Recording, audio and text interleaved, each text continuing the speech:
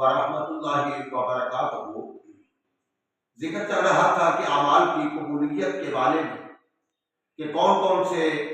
شرائط ہوں گی، کون کون سی شرائط ہوں گی کہ عمل قبول ہو۔ پہلے نمبر پر توحید تھی، وہ میں نے ذکر کر دیا۔ دوسرے نمبر پر اتباع سنت ہے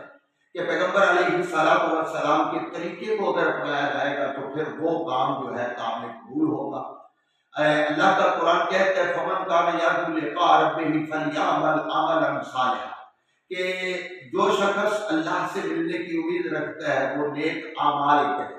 اور نیک اعمال جو ہیں وہ اگر سنت کے مطابق ہوں گے تو وہ قابل قبول ہوں گے۔ حدیث مصطفیٰ ہے من احدث فی امرنا ھذا ما لیس منہ فہو رد، کہ جس نے بھی کوئی کام کیا، دین کے معاملے میں کوئی کام بھی کیا تو اس پر اللہ کے رسول فرماتے ہیں ہمارا اس پر کوئی آرڈر نہیں ہے، حکم نہیں ہے، ہم نے کیا نہیں ہے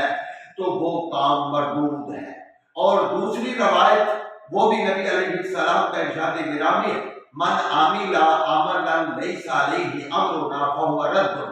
جس نے کوئی کام بھی کیا اس پر ہمارا حکم نہیں ہے وہ کام مردود ہے، وہ کام بھی مردود ہے، اور محدثین نے لکھا ہے وہ کرنے والا جو ہے وہ بھی مردود ہے۔ تو اس لیے ہمیں چاہیے کہ ہم ہر کام کے اندر سنت مصطفیٰ کا دھیان کریں، سنت مصطفیٰ کو دیکھیں، اگر سنت کے اندر موجود ہے تو ہم اسے کریں، اگر سنت کے اندر نہیں ہے تو ہمیں بچنا چاہیے۔ اللہ سمجھنے کی توفیق